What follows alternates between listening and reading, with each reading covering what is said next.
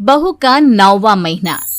सुमित्रा जी की बहू रितु प्रेग्नेंट थी और अब उसकी प्रेगनेंसी का 9वां महीना चल रहा था। रितु का पति देवेश उसका काफी अच्छे से ख्याल रखता था, लेकिन प्रेगनेंसी अपने आप में ही एक अलग ही वक्त होता है जब एक औरत कई तरह के बदलावों से गुजरती है। शरीर के साथ साथ उसके अंदर बहुत सारे इमोशनल चेंजेस भी आते हैं और रितु इन सब चीजों से गुजर रही थी। इसीलिए कई बार वो बहुत परेशान हो जाती थी। उसे बार बार बहुत मुश्किलों का सामना करना पड़ रहा था। एक दिन अचानक शाम के वक्त रितु जोर जोर से रोने लगी। अरे रितु बेटा, क्या हुआ? तुम रो क्यों रही हो? कुछ नहीं मम्मी जी, बस बहुत परेशान हो रही हूँ मैं।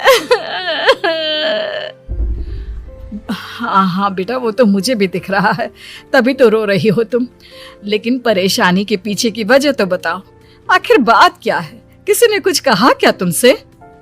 नहीं मम्मी जी, किसी ने कुछ भी नहीं कहा, बस ऐसे ही मेरा मन कर रहा है रोने का। अरे बेटा, ये क्या बात हुई? रोने का मन कर रहा है?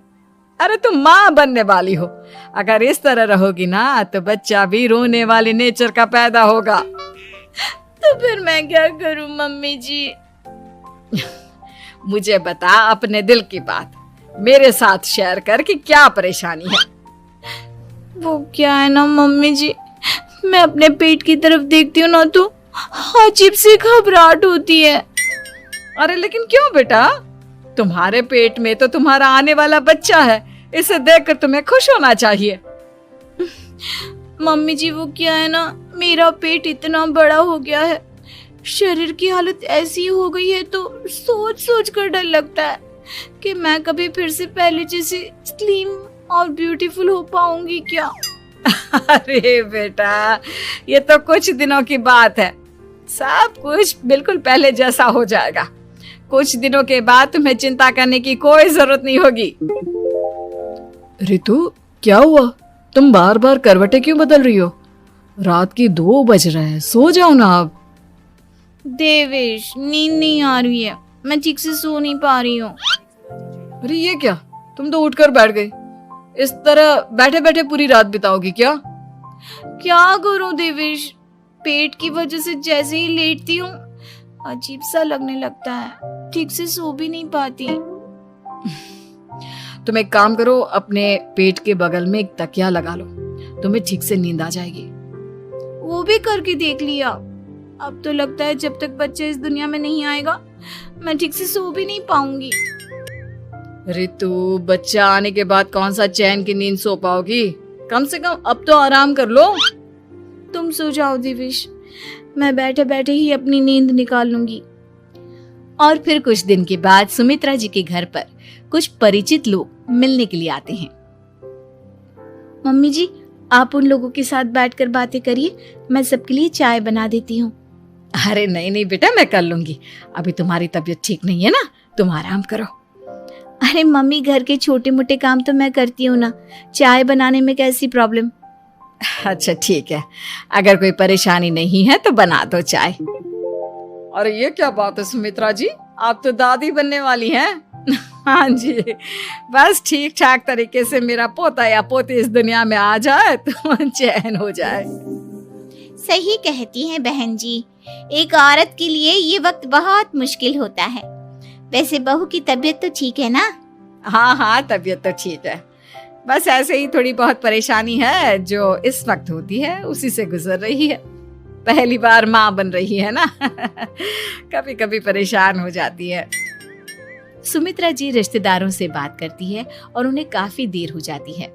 रिश्तेदारों के जाने के बाद, अरे रितु बेटा, तुम अभी तक किचन में काम कर रही हो?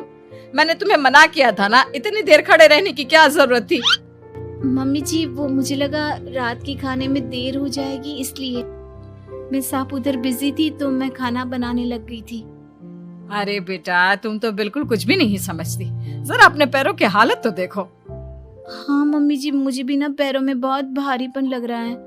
ये भारीपन नहीं है, ज्यादा देर खड़े रहने की वजह से तुम्हारे पैरों में सूजन आ गई है। अब कमरे में जाकर आराम करो, चलो।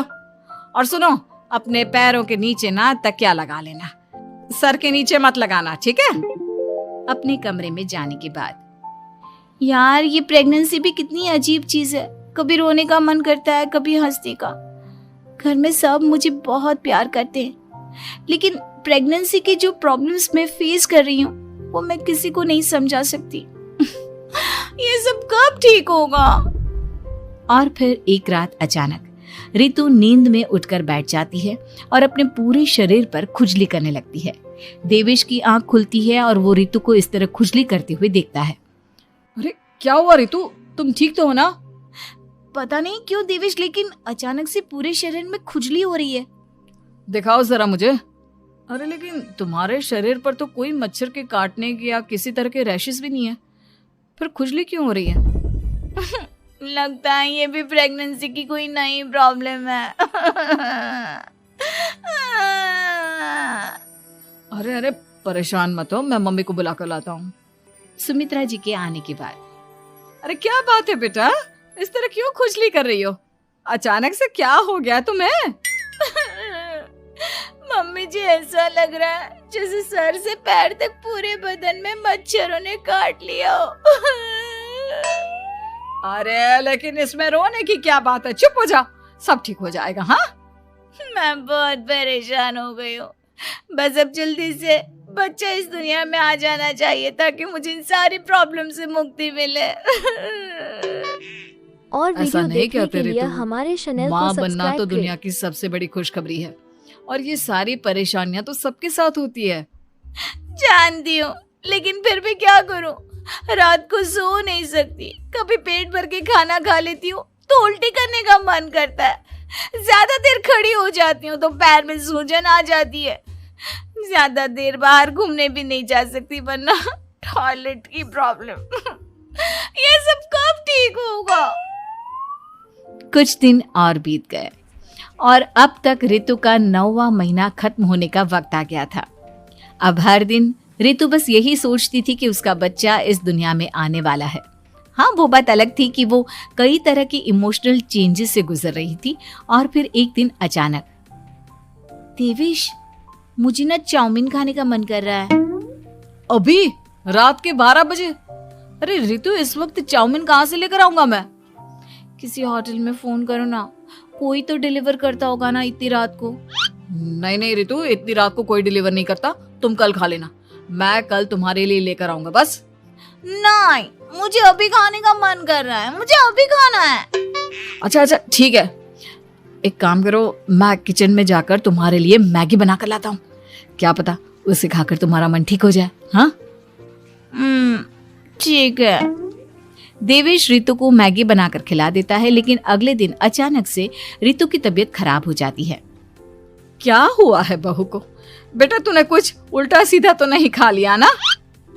मम्मी वो कल आधी और रात वीडियो को चाउमीन देखने के खाने लिए की बात हमारे कर रही चैनल थी को तो सब्सक्राइब मैंने करें। इसे मैगी बनाकर खिला दी। अरे लेकिन एक बार मुझसे तो पूछ लेता, इसी वजह से उसे अजीब सा लग रहा है। कोई बात नहीं, वैसे भी बच्चा आने का वक्त पास आ गया है ना, इसलिए ये सब चीजें हो रही है। मेरे पेट में बहुत दर्द हो रहा है, जब से मैगी खाई है तब से पता नहीं क्या हो गया। अरे कुछ नहीं हुआ बेटा, बस कुछ दिन की बात और है, परेशान मत हो। चल हम तुम्हें ना डॉक्टर के पास ले चलते हैं। हॉस्पिटल जाने के बाद, डॉक्टर साहब, मेरी बहू की तबीयत ठीक तो है ना? हाँ, वैसे तो सब कुछ ठीक लगता है, डाइजेशन का प्रॉब्लम हो गया है, ऐसे वक्त में हो जाता है। प्रेगनेंसी की वजह से पेट के ऊपर बहुत प्रेशर आ जाता है, इसलिए डाइजेशन थोड़ा वीक हो जाता है। और उन्होंने रात के वक्त मैगी खा ली, इसलिए उनको ये प्रॉब्लम हो गया। डरने वाली कोई बात नहीं है। थैंक यू डॉक्टर साहब, अब हम इसका ध्यान रखेंगे। लेकिन अब रितु की डिलीवरी का वक्त पास आ गया है, आपको उनका पहले से भी ज्यादा ध्यान रखना होगा। मैंने चेकअप कर लिया है, 1 सप्ताह के अंदर रितु की डिलीवरी होने के पूरे चांस है। एक दिन अचानक किचन में काम करते करते रितु के पेट में बहुत तेज दर्द होने लगता है। देवेश, मम्मी जी जल्दी आइए।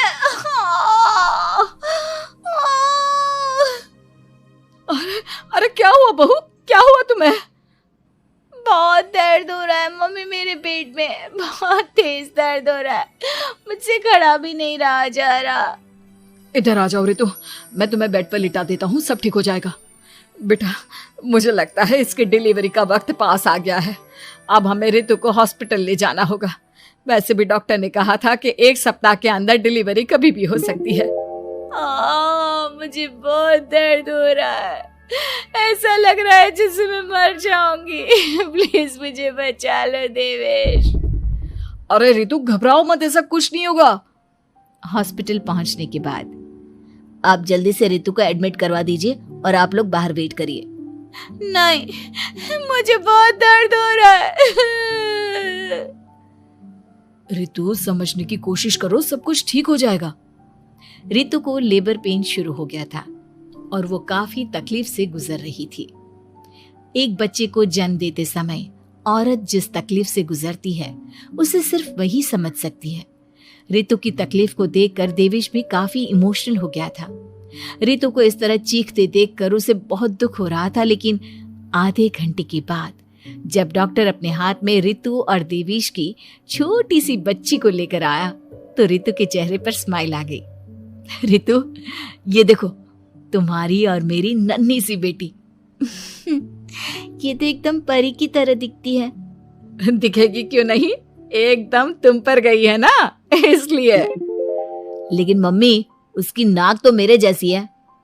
अच्छा ठीक है, नाक तुम रख लो, बाकी सब मेरे जैसा। देखा रितु, तुमने कितनी तकलीफ सही, लेकिन उस तकलीफ के बदले तुम्हें भगवान ने ये छोटी सी परी दे दी। और ऐसा सब औरतों के साथ होता है।